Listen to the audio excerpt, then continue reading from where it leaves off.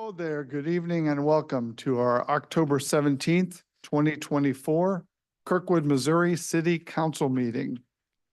Please rise for the Pledge of Allegiance. I pledge allegiance to the flag, the United States of America, and to the republic for which it stands, one nation, under God, indivisible, with liberty and justice for all. Roll call, please. Mayor Gibbons is absent. Deputy Mayor Zimmer. Here. Councilmember Jack Sadek. Here. Councilmember Litzo. Here. Councilmember McLean is absent. Councilmember Reinecker. Here. Councilmember Schaefer. Here. Thank you. As mentioned, Mayor Gibbons is absent. I'm Mark Zimmer, Deputy Mayor of the City of Kirkwood, filling in for the mayor during tonight's meeting. A couple of comments. The City Council encourages public comments. The City of Kirkwood follows Robert's Rules of Order, however, and we ask that if you wish to make a public comment, you please don't stand up and start speaking.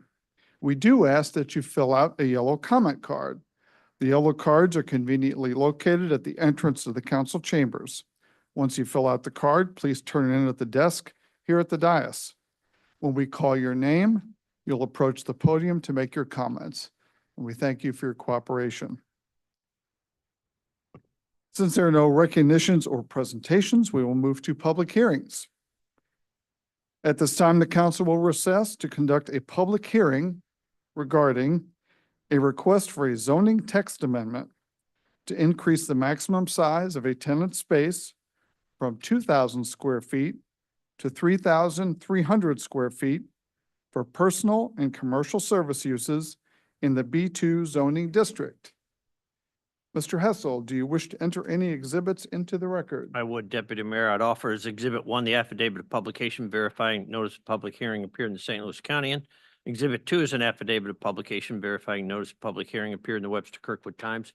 Exhibit 3 is a report of the Planning and Zoning Subcommittee dated September 18, 2024. Exhibit 4 is the report of the Planning and Zoning Commission dated September 19, 2024. Which by a vote of 6-1, the commission recommended approval of a zoning text amendment to increase the maximum size of a tenant space from 2,000 square feet to 3,300 square feet for personal and commercial service uses in the B2 zoning district. Exhibit 5 is the Code of Ordinances of the City of Kirkwood. Thank you very much. Mr. Hawes, who will present this issue to the City Council? That would be City Planner 2, Amy Lowry. Good evening, Amy. Good evening, Deputy Mayor and Council.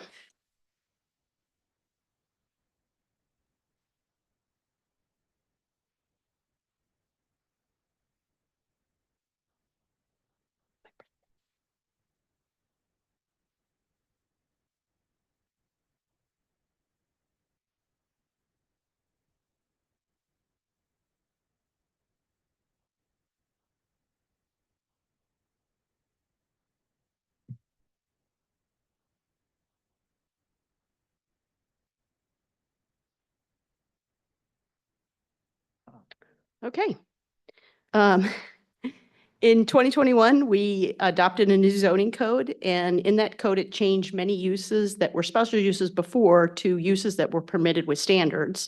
It also grouped together a lot of like uses, including the personal and commercial services use, which has to do with a person or a person's possessions, and that groups together massage therapy, physical therapy, dance studios, barbershops, and similar uses. And personal commercial services is a permitted with standard use in the B2 zoning district, which is the downtown zoning district. And those standards are in 3536Y. And this is a red line version of what is there now and what is proposed. So right now in the B1 and the B2 districts, the maximum size, tenant size of a personal and commercial service use cannot exceed 2,000 square feet. And the proposal before you tonight is for a maximum tenant size in the B2 district to not exceed 3,300 square feet, with the B2 or the B1 district remaining at maximum of 2,000 square feet. And this change was requested by the developer of the ARIA project at 132 East Monroe. He reports he has a restaurant tenant that is going to take about half of the commercial space, and there'll be 2,600 square feet remaining for another tenant. What he would like to do is have one tenant there, but with the current restriction of 2,000 square feet, he would not be able to do that. He'd have to split the tenant spaces into smaller spaces. I did want to make one change from the staff report, and this will be reflected in the ordinance that with regard to another case that the Planning and Zoning Commission is working on. Before, we did say a tenant space, and we are going to change that to an occupied space because in this other case, we did point out that the business space, may actually be occupied by the owner of the building. So if we restrict it to just tenant space, there might be a loophole there. And so the Planning and Zoning Commission did review a tenant size survey prepared by staff. And they recognized that about 3,000 square feet would allow some existing tenant spaces now in the downtown to become legally conforming while still granting some flexibility for new tenant spaces. So that's all I have tonight. I'm ready for questions, and the applicant is here and he could answer questions as well. We'll start with council members for staff. We'll go in order, please. Councilmember Jack Sadek. Hi. The subcommittee talked about 3,000 and then it apparently went to 3,300. Can you talk about not to go to 35 or 3,500? Yeah, so in the subcommittee report, there was, and this is hard to see, I'm sorry. We did look at what tenant spaces there are downtown right now, and they did seem to break up about that 3,000 level. And the subcommittee just wanted to add 10% on top of that, just because the spaces downtown are, not uniform spaces, they're older buildings, that type of thing. All right, that's my only question. Thank you. Councilmember Lutzo. Thank you.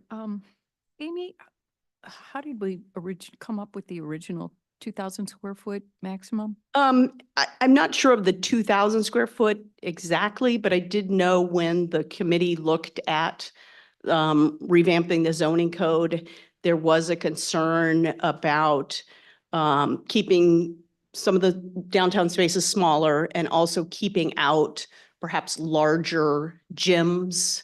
I know that we did have some experience in the past with some larger gyms that were disruptive to the downtown. And so that was what was determined at that time. Mm-hmm. Well, I mean, just wondering all the various options that were considered for this, because it's driven by Mr. Melman's specific case over there. And I'm wondering, is there a route for solving his issue? Or did the committee, did planning and zoning, and it was 6-1, right? With the one was an abstention. No, the one person voted against it, but he did Actually- not give a reason for why he was voting against it. And you had 2 absences when the vote was taken. Correct. Yeah, because you have 9 members. Yes. So no telling how those 2 absences might have voted. But I'm just wondering, is there, besides doing, and I'm not saying one way or another on this proposed change, is there another way of possibly addressing for this specific case? Well, and I will back up and say that the applicant actually requested 6,000 square feet. I And saw that that. was, the committee brought that down to 3,300 square feet. There's no real way to do that. I mean, I guess they could try to, request a variance, but there's no real hardship in Right. that. So. Modification, I don't know. Mhm. Are there, well, the reason why is I'm just wondering if there might be unintended adverse consequences if for the entire B2 district, we would now go to, 3,300, square feet maximum. And if that would potentially, without me going out and looking at storefronts and how many square feet do you have? What would that change? Kind of how especially the sort of historic downtown area, Mhm. not the farther out, but the sort of the central core. Right. Would that change the way the central core and all of the small storefronts and all of that, would it have an adverse impact on that? Or, I mean, I think when you think about most of the spaces downtown, they're gonna be about 2,000 to 3,000 square feet. I mean, for instance, just the haircut place, over across from Mission Taco is 2,400 square feet. Mhm. Now, maybe if they aggregated with the space next door, they could have a little bit more, but they're not, for the most part, the spaces downtown are not that big to begin with, so. and most of the businesses of this type, I don't know that they need, except for gyms.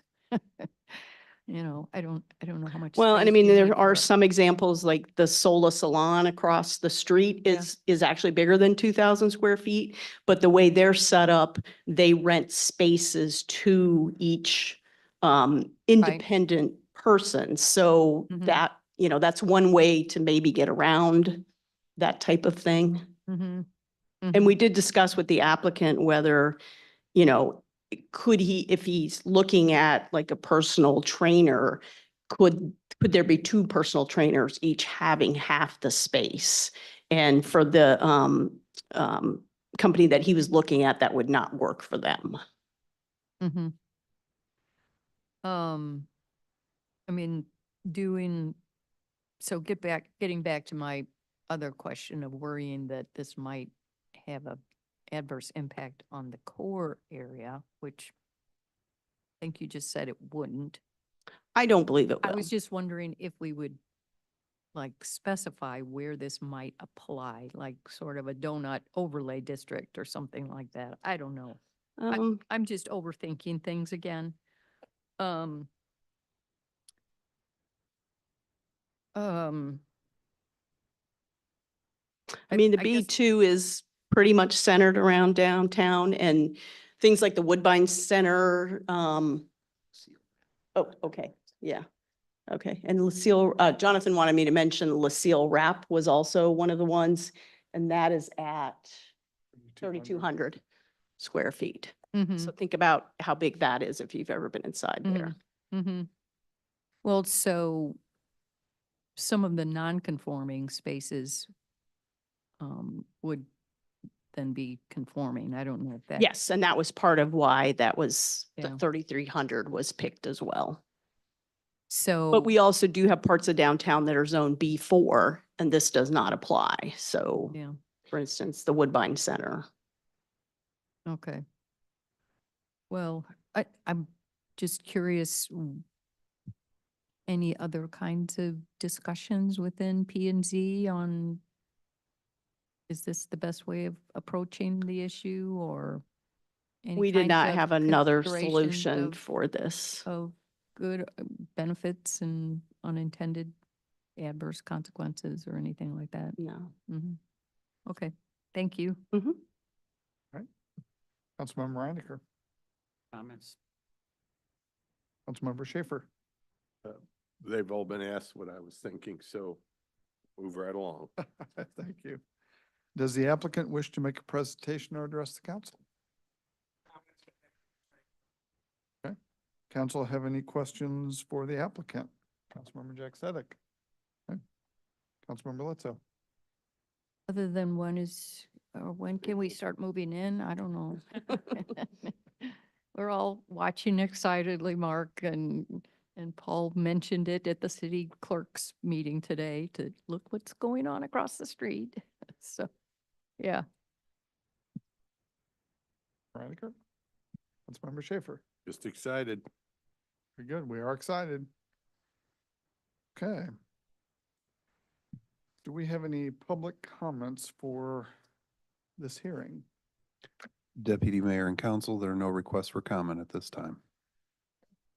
Any final questions or comments from the council? Okay. Hearing no further discussion, this public hearing is now closed. The bill will be on the November 7th council meeting agenda for first reading consideration. We will now move to public comments.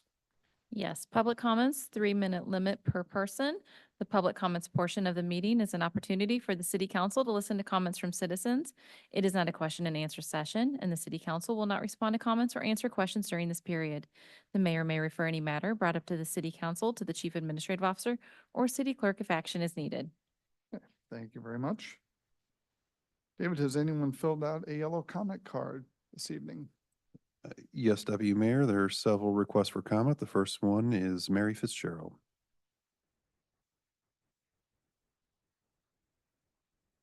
Hi, good evening. My name is Mary Fitzgerald. I'm a Kirkwood City resident. I'm here on behalf of my neighbors. Did you know a lot of my neighbors have had their political signs stolen straight from their front yards? One of them is a neighbor that got an award from y'all last year for saving his neighbor from a fire. It was really upsetting to that family. It violates their free speech. Imagine if this was you and you had small children. They're scared. Someone came into their front yard in the night. They caught it on camera. Have they filed a police report? Have the police been helpful? I have someone else I know, they were told, oh, you should go talk to the city council. Go talk to City Hall about this. Did you know that this is a class 4 election offense? It's a misdemeanor. You can have a $2,500 fine. This is happening all over Kirkwood. These signs cost $25, $30, $50 each. So how are people in Kirkwood feeling? And these are mostly signs from one political party. They're having these feelings of fear and intimidation. So these folks were told, go to City Hall and say something. I'm asking you, what will you do about it? Because it seems like the police are doing nothing. I appreciate your help. Thank you, because democracy is a team effort. You are the ones representing us here. You are sworn to protect us and help us. So I'm asking for your help. Thank you. Thank you. Tom Moser.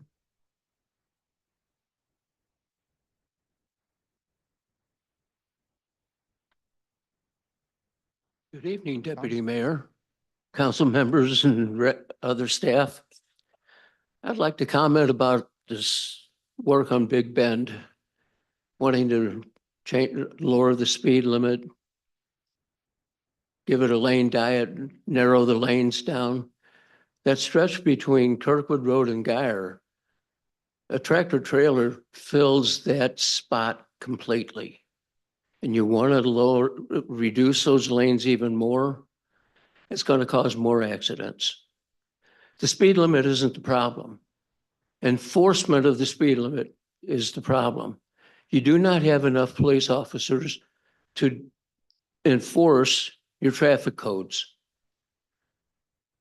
Lowering the speed limit isn't going to help. They're just going to see that 30-mile-per-hour speed limit, and they're still going to drive 45 and 50 and 55 miles an hour. Every day, you can sit in that area between Watson Road and Big Bend on Geyer, no truck traffic. You'll see trucks, dump trucks, tractor trailers driving through there all the time. Still, you don't have enough resources to enforce it. So why do we have all these laws if we can't enforce them? I think we need to find ways to hire more police officers so that we can enforce the laws that we have, the speed limits that we have, and maybe catch some people that'll go through red lights. If police man the corner of Kirkwood and Big Bend every day, I think they'd get 10 red light offenses every day. Once enforcement gets out, the word gets around, then everybody slows down. Just a thought. Instead of hiring a consulting firm, going to extremes of lowering the speed limit again or creating more laws, let's just enforce the ones that we have. Hire enough people that we can enforce these laws. Then we'll be safer. Thank you. Mike Fitzgerald. Good evening. My name is Mike Fitzgerald. I live at 729 Cleveland Avenue. And I'm here to underscore the eloquent remarks my wife just made about the rash of political sign thefts across Kirkwood. It's been going on for the last 3 weeks. And the main target are the Harris Walls signs in people's yards. This problem seems to be getting worse because the thieves responsible for these thefts seem to believe that they can act with total impunity. Apparently, the city police just have zero interest in pursuing complaints about stolen signs. Now, this is not a trivial matter by any means. As my wife pointed out, this is a class 4 misdemeanor. And more importantly, I think, it's an arrogation of our free speech rights. Someone is trying to suppress free speech. And I think that's just unacceptable. I'm calling on the city council to request that the police department take an active interest in this problem.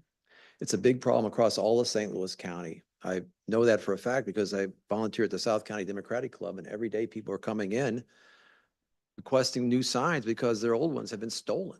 And it's just happening especially bad in Webster Grove. So I'm calling on the city council to work with the city police to take measures to stop these thefts and pursue the people responsible. Thank you. Hugh Wilson. Yeah, my name is Quentin Wilson. I live on Greening Lane. And I'm really feeling old because I actually have lived on Van Buren, on Clay, on Cleveland, on Peak, on Gabriel and Greening. And I'm sorry, I don't know, I'm surprised I don't know more of you. I think I've heard your names, but I may run past. But I've been in politics and government most of my life. And so to be a troublemaker in retirement, quasi-retirement, I thought, you know, there's got to be a way to avoid the antagonism and lack of trust in government. And it's true, I think, of both parties. I've worked for one party my whole life in the government offices or political offices. But I think both parties are equally guilty of it. The kind of anger and frustration going on, it's epitomized more in the national election. Anyway, I think there is a solution and it's focusing on results. I think it's I call it an ABC system. The only reason I'm bringing it up is I have been piloting this along Route 66, as it turns out. Started up near Chicago at a convention of a group called Braver Angels, trying to bridge these divides. And I decided, well, you know, the Green Tree Festival is coming up. I'll do it there. So I was walking along. I'm sorry that the mayor's not here because I kind of showed her a sign and said, I'll call you about this and talk to you about it. I really was talking to people about outcomes, but these are not the kind of things that either campaign cares about on either at the state or federal level. They don't talk about results for people. They don't talk about being accountable for it. And I think that might be because people don't demand accountability. So I'm going through trying to figure out, first of all, what results might matter most. And I also am trying to show that these results are the kind of things, are not the kind of things that people steal yard signs about. These are things that everybody shares a concern about. At least that's my working theory. It certainly worked out this way in Kirkwood. So as I was going along and before the Green Tree Parade, several people who chose these 3 priorities said, take whichever party you are or an independent and pick your priority results among these that I think a lot of evidence shows these kind of encompass most of what people care about. But I said, we can't do everything at once, pick some. And so by party, they did it: economic prosperity, educated population. And I was, you know, people were choosing this. I gave them 3 votes and they chose this. And people started saying, hey, how will I get the results? I said, results? I'm doing a research project. I'm just trying to figure it out for myself. You might be interested to know that responsible and effective government was the #1 priority at this one little, at both before the parade and then over at the park. I've done it now in Hartville, Missouri, which is the population center of the US. And I realize it's 3 minutes. My main point was that I think this is I'm probably preaching to the choir when it comes to local government. I've worked in the federal, state, and county level. So except for stirring up trouble with people like Liz or Mr. Griffin, whom I've known since he was a little kid, previous mayor. This was, you know, I feel like it epitomizes some of that. But I also think I think it might be something worth doing even at local government. And these goals of economic prosperity, education, again, it's not all city council stuff I'm talking about, or even city government. But I do think if you prioritize that and figured out, what results people want most in any community, B, let them be involved in picking the strategies, and then measured how well we're doing, it would go a long way to curing some of what ails us. So thanks very much. Deputy Mayor and Council, there are no additional requests for comment at this time. Okay, thank you, David. We will now move to the consent agenda.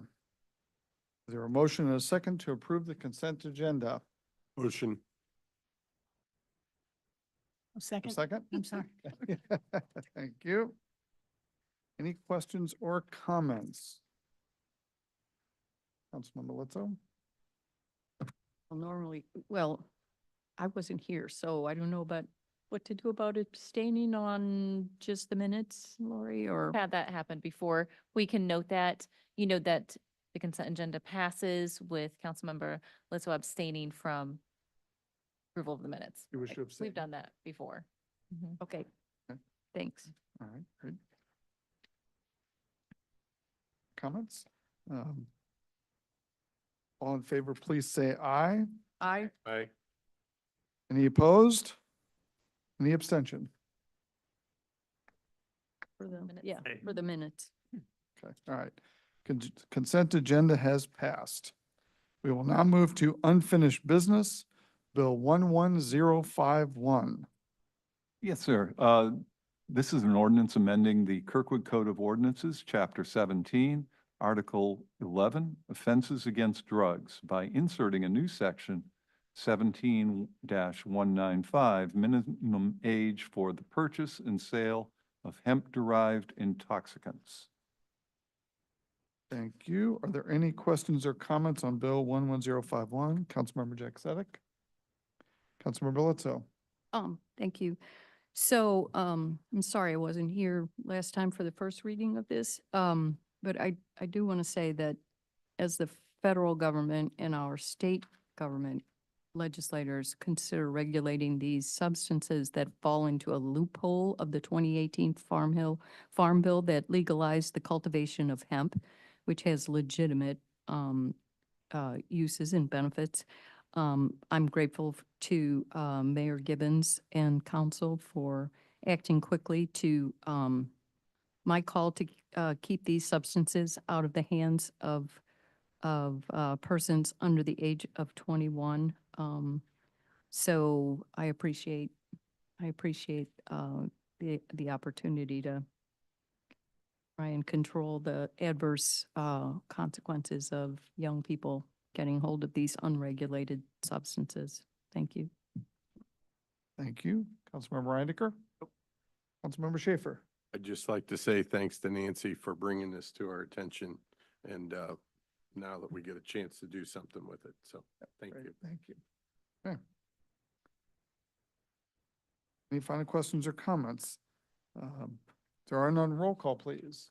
Deputy Mayor Zimmer, Yes. Councilmember Jack Sadek, Yes. Councilmember Litzo, Yes. Councilmember Reinecker, Yes. Councilmember Schaefer. Yes. Bill 11051 passes. Final reading. We will now move to new business, Bill 11052. Yes, sir. This is an ordinance changing the zoning from B1 Neighborhood Commercial District to R5 Multifamily Residential District on the property known as 430 South Clay Avenue, being an approximately 0.52 acre site on the east side of South Clay Avenue, and directing such change in the zoning district map. Thank you. Do I have a motion and a second to accept Bill 11052? So moved. Second. Questions or comments? Councilmember Jack Sadek? No. Councilmember Litzo? Thank you. I just have one question, and I realize, this is just changing the zoning, but I'm wondering, so the petitioner who proposed this talked about putting in possibly 8 townhouses, but then, in the, P and Z memorandum, it talks about, I don't understand this. The standards in the zoning code would limit any proposed project to 22 multifamily dwelling units. Is that a typo? I mean, No, we No? discussed this at the last meeting. Go ahead, Oh. Amy. The density downtown is 43 units per acre, but with this particular piece of property, by Which the is- time you, like really long. yeah, by the time you figure in setbacks, landscaping, all of that, they're really not going to get that many on there, and they're only proposing 8. Okay, okay. All right, that's all. Thank you. Councilmember Reinecker? Yeah, with this new zoning, Amy, how many parking spots would be required? The parking rate for downtown for multifamily is 1.5 parking spaces per unit. Okay. But most of the projects we've seen down here, at least on a condo type basis, they usually have at least 2. Okay, thanks. Is it? Councilmember Schaefer? Nothing at this time. Okay. Any final thoughts on this? All in favor of first reading approval of Bill 11052, please say aye. Aye. Any opposed? Nay. Nay? Hey, here. 2 nays? Three. 3. 3 nays? Three. Mm-hmm.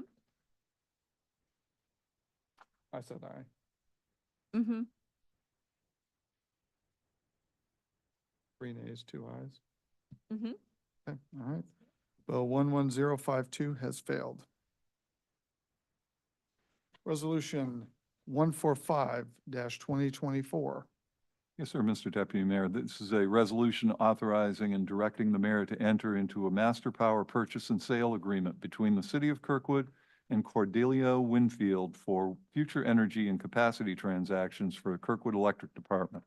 Thank you. Is there a motion and a second to accept resolution 145-2024? Second. Questions or comments? Councilmember Jack Sadek. No, I don't. Thank you. Councilmember Litzo. Just one.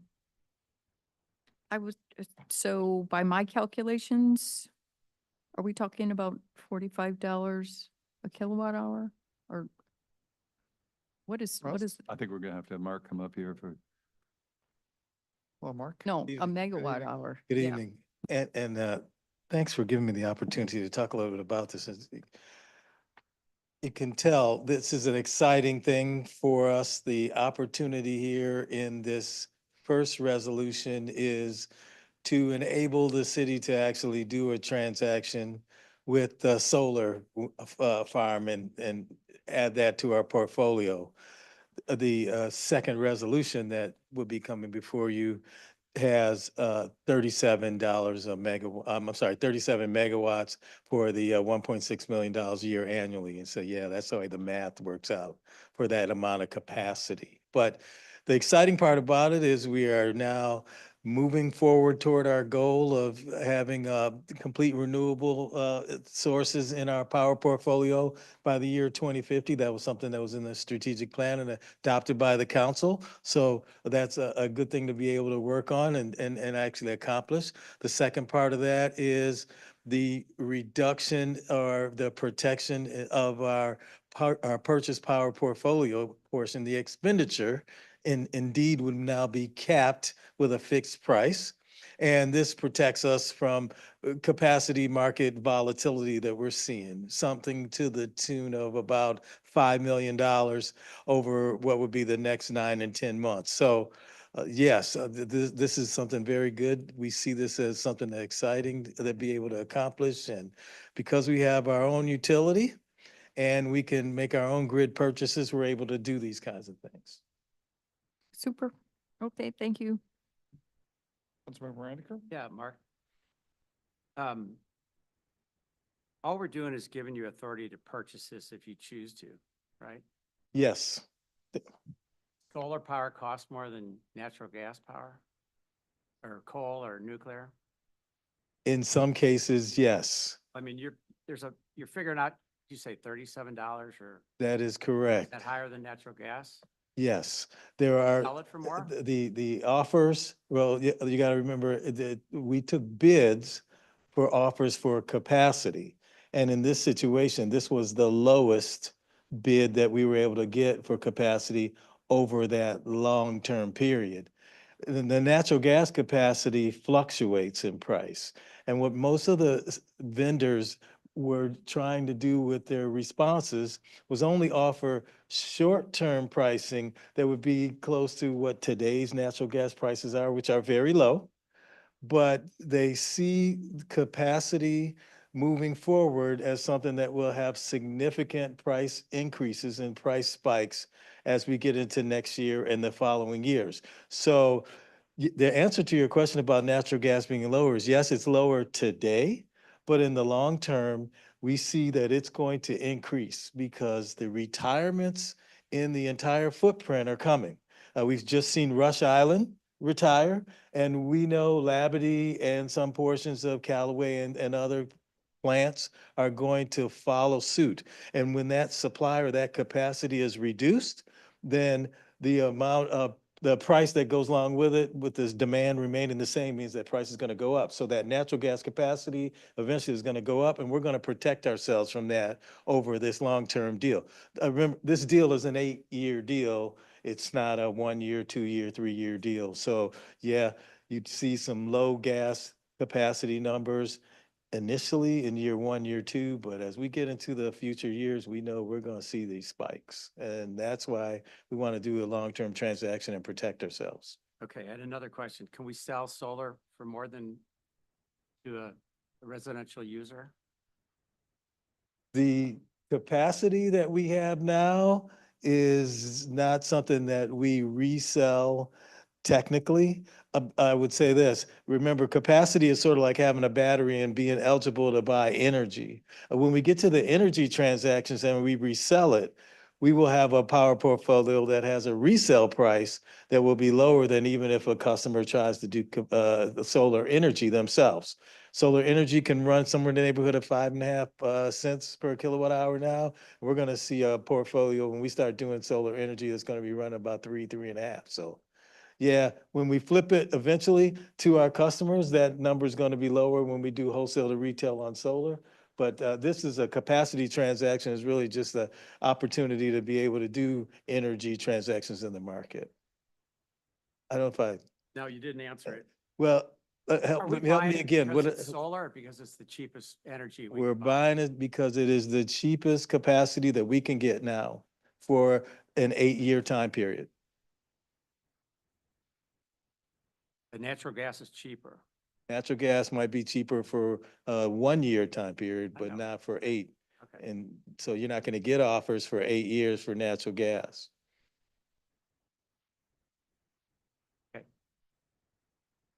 Councilmember Schaefer.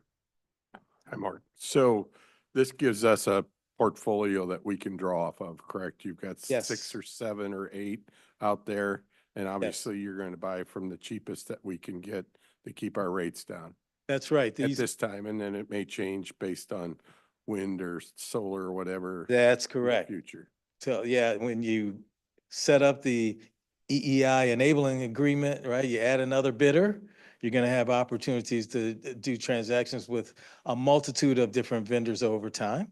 Yep. And we still plan to do that. I mean, this is just one Add to player the out of portfolio. many that will be added to the pool. Perfect. Thanks, Mark. I just have one question, Mark. The 8-year time frame is typically longer than a lot of contracts that we sign. Can you talk about that? Did we want to go shorter? Or is 8 years going to be good for Kirkwood going that long? Yes. We actually have a strategy that has portions that are short-term, some that are intermediate, and some that are long-term. If you think about, for example, a long-term project like Prairie State, that's a 30-year deal.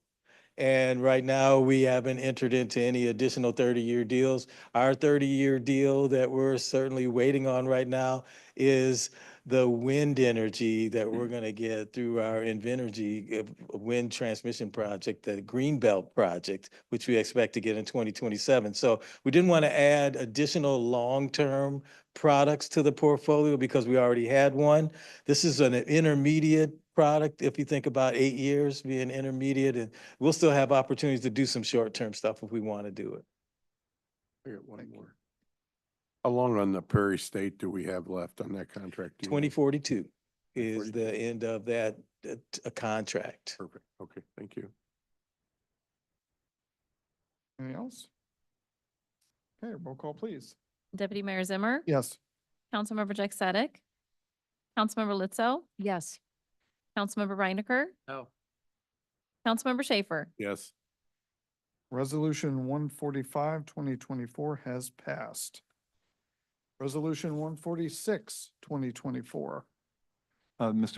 Deputy Mayor, this is a resolution accepting the bid of Cordelia Winfield in the amount not to exceed of $1,687,500 annually for the purchase of capacity for the electric department for a term of 8 years, beginning June 2025, and authorizing and directing the Director of Procurement to issue a purchase order.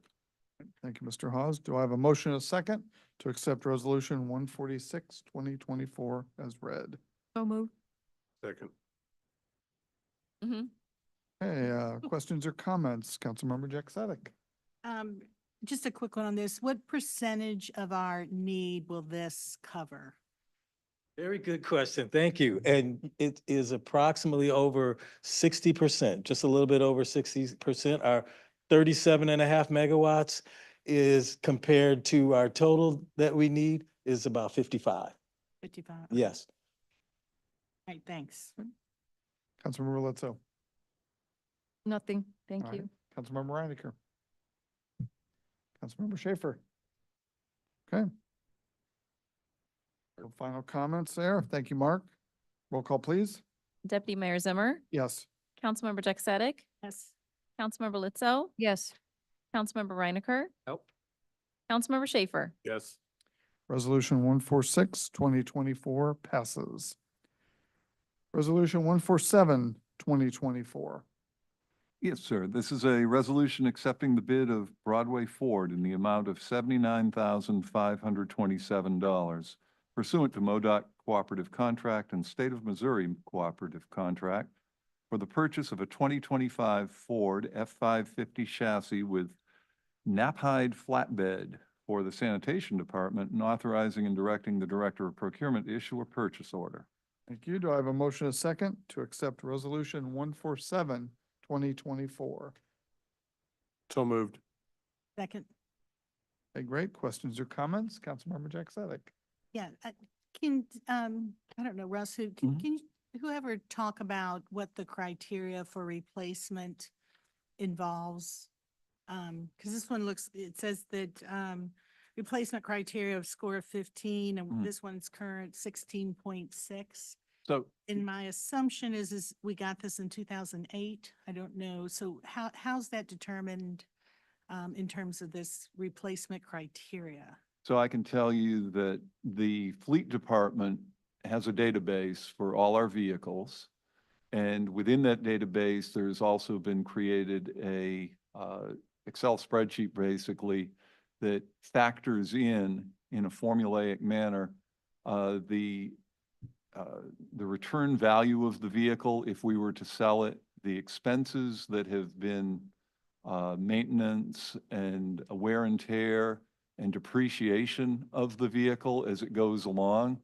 And basically, when the curves cross, and it's a trend projection that is done on each vehicle, that hits at about 15. That's the 15 number that is just pumped out. If you're sitting at a 12, they haven't crossed yet. They haven't, the value against the loss have not, the value to keep it is better than the value to sell it. When they cross at that 15 level, it indicates that your maintenance, depreciation, and all other things have reached the point where it's better just to sell that vehicle and then obtain another.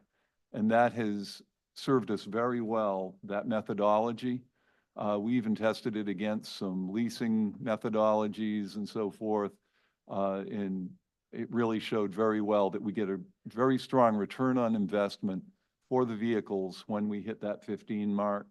Now, some vehicles, we know that it may be better just to hang on to them for a few more years, and we'll just eat the difference because they haven't had a terrible amount of maintenance. And that's a discretionary call that the fleet director and the department head go through on a budgeting year-to-year basis.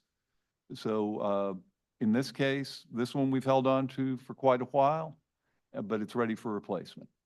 Do we typically buy a new vehicle? So would this have been bought in 2007 Mhm. as a new 2008? Mhm. And Yeah, we're these are buying- typically bought new. Okay. Is that, I mean, that's a lot of years. Is that how many years we can get out of a lot of these Yeah, sometimes we vehicles? can get 15 years out of them, and that's right where we're sitting on this one. So, Okay, great, thank you. Councilmember Letso. Nothing, thank you. Member Reinecker. Nope. Councilmember Schaefer. Yes, what do we do with the old vehicle? Do we give it back to Broadway? They sell it retail or sell it for us, or how does that all work? we typically put them on gov deals. Okay. Okay. That's how we recoup it. Yes. Okay, thank you. All right. I just have one question, Mr. Hawes.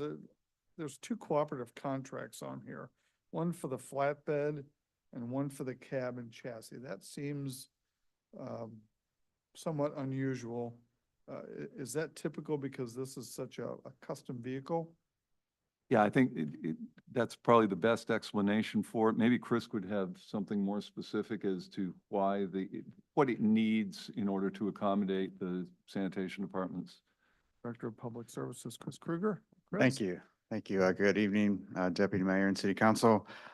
So this one specifically, it's basically just a flatbed with a tailgate that raises and lowers, but it's really not that unique. It's just that there's two different cooperative contracts, one that deals with the body, one that deals with the flatbed. All right. So this is not, it's not something you would just find on the lot. No. Okay. All right. Very good. All right. Thank you very much. Anything else? Roll call, please. Deputy Mayor Zimmer, Yes. Councilmember Jackson, Yes. Councilmember Litzo, Yes. Councilmember Reinecker, Yes. Councilmember Schaefer. Yes. Resolution 147, 2024 passes. Resolution 148, 2024. Yes, Mr. Deputy Mayor, this is a resolution accepting the proposal of Lockmuller Group in the not-to-exceed amount of $89,010, which includes a 10% contingency in the amount of $8,091 for professional design and bid period services for water main replacement at Lockett Road from Doherty Ferry Road to Dovergate Drive, and authorizing and directing the mayor to enter into a contract. All right, thank you, Mr. Hawes. Do I have a motion and a second to accept Resolution 148, 2024 as read? So move. Second. Questions or comments? Councilmember Jackson. Councilmember Litzo. Not really about this, but I am wondering, like, do we have any idea how much it's gonna cost? As sort of a range for this stretch of Lockett? Or is that, we don't have any idea how much the actual project is gonna run? No? I think part of the design and the process will identify that. Okay. That's all. Thank All you. right, thank you. Councilmember Reinecker. Nope. Councilmember Schaefer. Yes, thank you. Question that I have is, are we trying to do something different here? Are we replacing the exact main that's all along there that's had 12, 15 breaks? Aren't we just connecting to the feeder lines that are the branches?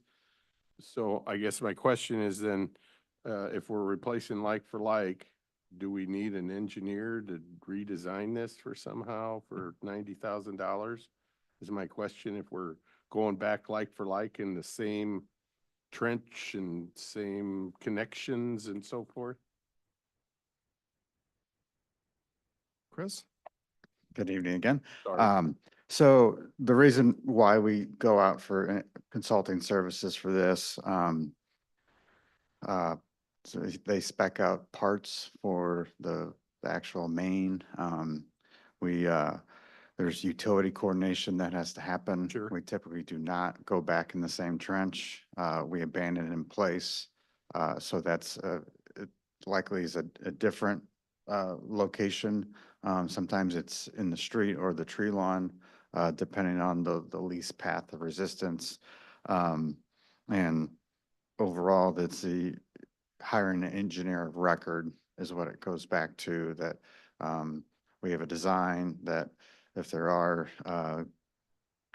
issues in the field that we can go back and say this is professionally designed.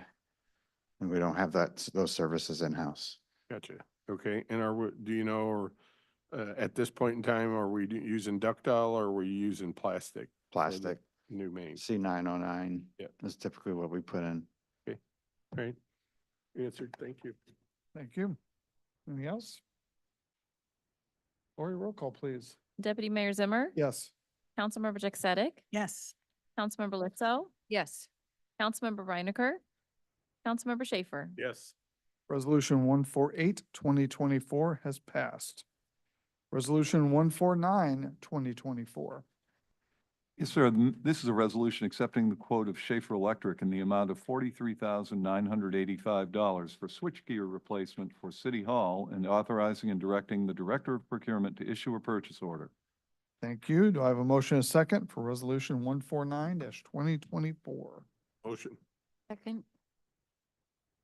Questions or comments? Councilmember Jack Sadek. I don't have any right now. Okay, I'll pass on this for a second. okay. All right, Councilmember Lizzo. None. Thank you. Councilmember Reinecker. Nope. Councilmember Schaefer. I did look into all the equipment that's there. I would say it's much needed if it has Federal Pacific in there and going to Square D. I think that's a wise use of money. So, Great, favor, so. great. Thank you. Well, Councilmember Jack Sadek, that was quick. We can come back to you now. No, I'm fine. Thank you. Okay, all right. Lori, roll call, please. Deputy Mayor Zimmer? Yes. Councilmember Jack Sadek? Yes. Councilmember Lizzo? Yes. Councilmember Reinecker? Yes. Councilmember Schaefer? Yes. Resolution 149-2024 has passed. Resolution 150, 2024. Yes, Mr. Deputy Mayor, this is a resolution accepting the quote of Schaefer Electric in the amount of $79,935 for generator replacement for City Hall and authorizing and directing the Director of Procurement to issue a purchase order. Thank you. Do I have a motion and a second for Resolution 150, 2024? So moved. Second. You? Questions or comments? Councilmember Jack Sadek. No, thank you. You, Councilmember Lizzo. None. Thank you. Thank you. Councilmember Reinecker. Did we get any other bids on this? I know we use Schaefer for a lot of electrical work, but I don't see any bids. What's that? Trace is here. Okay, all right, Trace is here. He is the Director of Facilities for the city, so let's hear from Trace on that. Good evening. Good evening, Trace. Typically for generators, we roll that over into the under the contract for Schaefer. This is the fourth generator we've handled this way, but sourcing wise, I do that on my end. So when on the front end of when I put numbers together, I source the suppliers for the numbers for the different generators and manufacturers. We didn't bid it. No, it wasn't formally bid, no. All I Anything have. else? All right, thank you. Councilmember Schaefer. What, that was one of my questions. Why? So is there a limit that we have at the city when we're doing these? I guess my question is there an upper end that we don't go out for bid for stuff? Well, so I when understand this is a routine maintenance thing that's going on and So it's 25 years old. I get that, but I don't understand this on that end. So well, so when we go out for contract for these services, so Yes. electrical, HVAC, when we bid those are part of these to be rolled over into one So when they, for this particular project, when we bid these services, several years ago, that's normally that's part of this project. Okay, and I understand if it's a maintenance issue like the panels and stuff like this, but this is a separate standalone item, like a vehicle or so forth, that we could put out for bid, and they may be, the best pricing, but for my end of it, I would like to see at least 3 bids, and I've said that since I've sat on council here, that we would like to see 3 bids on things, and I understand about the contracts, but this is something that could be easily carved out and see whether there's some money left there with other bids. So I'm clear. When I personally source the different providers for generators, so it's not a formal bid, but there is some bidding process on the from my end of it, but nothing formally. So it doesn't go out to the streets for a bid, but So what you're saying is I'm sourcing the numbers. So what you're saying is that because you overlook at all of this and you tell, they come back to you and tell you that it's 25 years old, it needs to be replaced. You go out and say, well, get me a number back. So I have some kind of budget that I can go back to city council and ask them. They throw you a number back, but you don't go out and get 3 competitive bids that we can actually see. So these are the generators. These are the providers I sourced: Blue Star, Caterpillar, High Power, Kohler, and Generac. Okay. So, But that's the actual equipment. That's not Correct. another company that can bid on it. Like, I know you do Schaefer. I'm talking about, there's dozens of other electrical companies that do this same type of work and put generators in all the time. That's my question. Did we go to any other source to get a bid or not? for the services, Not for services. for just the this generator itself, Yes. no. Okay. That's my, thank you. Yes. Question for Mr. Hawes on that, because aren't we contracted for them to do this? Yes, we have, Correct. we So have an agreement. When we yes, have an contract, agreement. we contract with these companies. Do we normally go out for bids when we have this type of contract? I mean, is this typical? Not for Is the this materials rest? that they procure, no. Okay, so this is standard when we contract with a company like this. They're just gonna take care of it. They're not gonna bid this out. Is that correct? Yeah, Dave he can certainly speak to this. Yeah, so when we go out for the service-based contracts such as the Schaefer, it's not just a pure rate-based limit. You also look at material costing, the overhead percentages and those type of things built into that contract. So that actually covers what their overhead and profit can be within the individual contract from material basis. Got it. Doesn't cover the exact materials, but the materials get reviewed and then typically they get cost reference between manufacturers to make sure that the most cost advantageous one is being taken. Got it. But in a contract like this, we're not typically gonna go out and bid it when we have something like this. No. Okay. All right. Um, Wait a minute. This is an $80,000 generator. This isn't copper wire or fuses or switches. Sir, it's 37,000. 37,000. Yeah, 116. I just had bid on generators in my house and they were all over the place. I don't know why we can't bid these and have Schaefer install it. Or have Schaefer bid it to us. Doesn't make any sense to me. I guess the other question I got, you said it's 39,000? No, it's $37,116. Okay, I need to find that on my paperwork because I'm. Yeah, there was a looking at packet. 79,000 No, the overall, Not in there. for the overall, right? the overall project, including the Room and generator. All of that, I Correct. understand. So the Yeah. total project, Is 79,935. that's what you're asking for. Correct. So that's what I'm trying to get my hands around. Yes. So, and I understand that there's labor and putting all that in and getting the old one out, and I get all that. The So, transfer switch too. right, yep. Yep. Put 3 of them in. Sure. So I know exactly what you're talking about. So I'd like to make an amendment or propose an amendment, if that okay at this time, John? Yeah, you can make a motion to amend the resolution. Okay, thank you. So I'm going to make a motion that we look at getting 3 bids for the installation, not the installation, just for the generator itself, and see where we're pricing it out. That's a versus- different issue. That's not relating to this resolution. If you want to make a motion, you'd have to continue the resolution. Okay. Then make a motion that the staff take a particular course of action. Action. Okay. I'll make that motion. So you have to give it a date to continue it to as well. Next meeting, it'd be fine if we can get the information back by then. I don't want to hold this up, and I don't want to have the city not have power running the city hall, but so. Mr. I Hawes. would have just a procedural question. If you're asking for us to do a bid, are you asking for us just to get some pricing? Or would you want us to do a formal bid? Because that will require a continuation longer than the next meeting. Okay, so then I would ask, how long would that take? 2 meetings, 3 meetings? Do you have an idea? Do a how formal long? bid? A formal bid would Formal. take Yeah, 4 to 6 6 weeks, weeks yeah. at a 4 to minimum. 6 weeks. The table.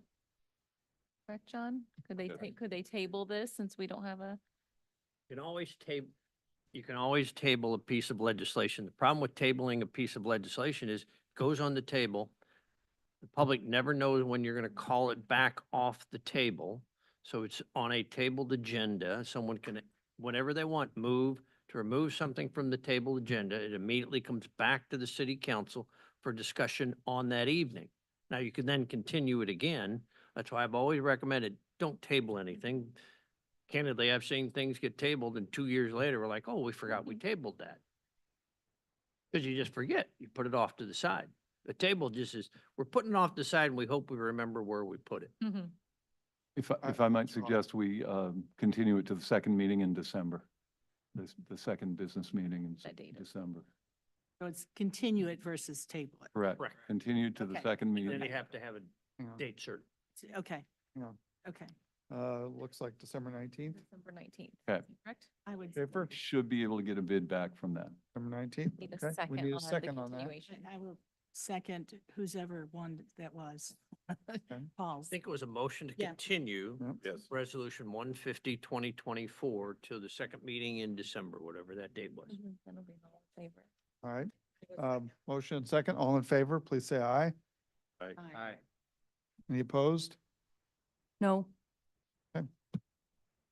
Motion to continue to December 19th passes for resolution 150, 2024.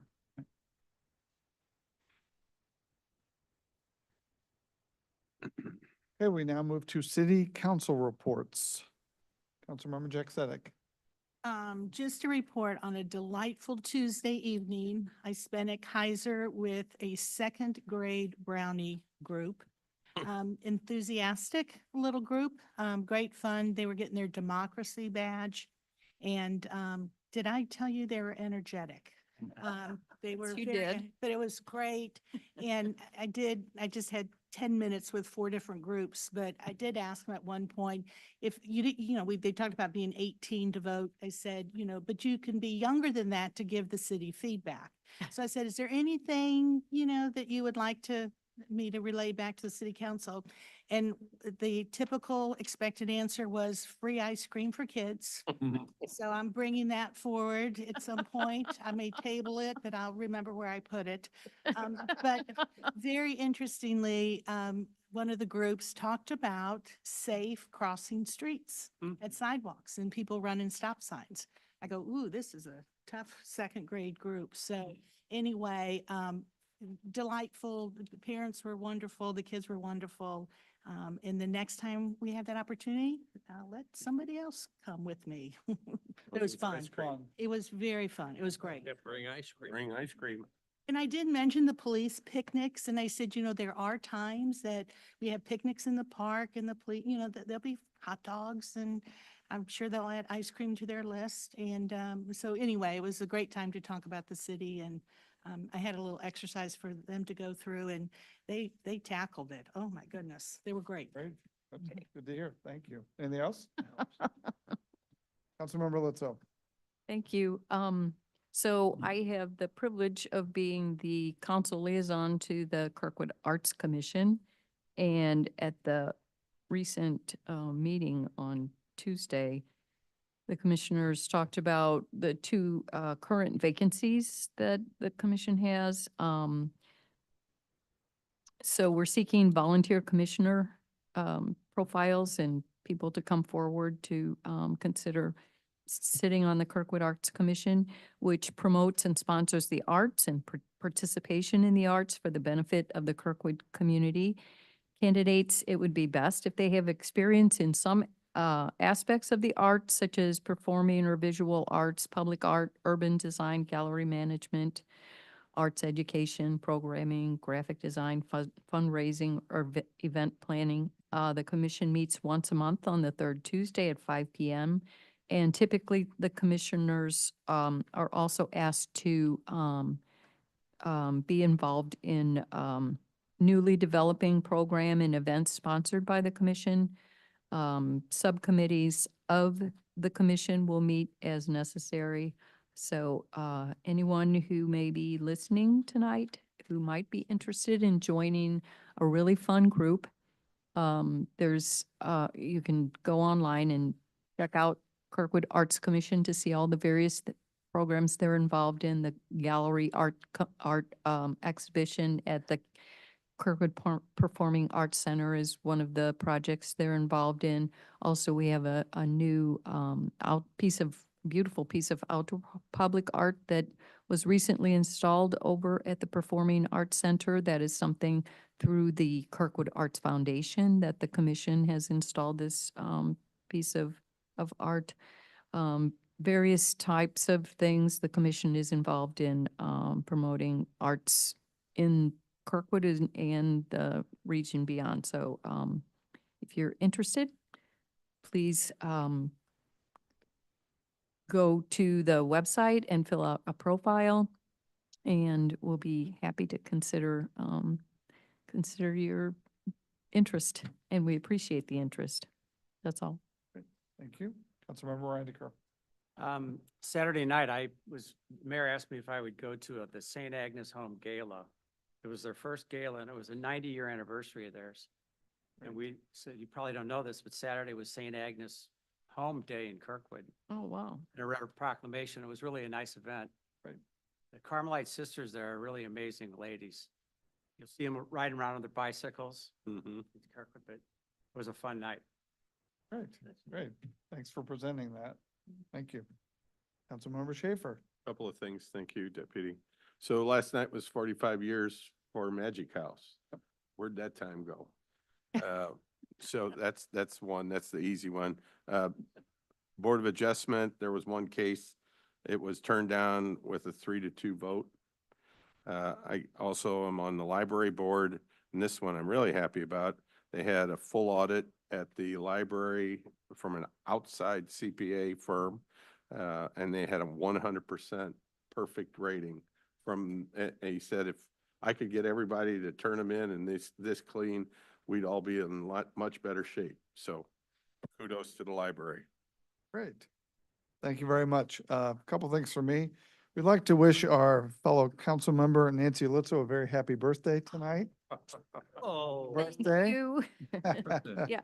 I just turned 17, Excellent. but I'm Well, you also, need to I'm be also over that to be on dyslexic, so. council, on Sunday, I had the privilege of presenting a proclamation to Concordia Lutheran Church in Kirkwood. They celebrated their 150th anniversary, making them one of the oldest congregations west of the Mississippi River. Wow.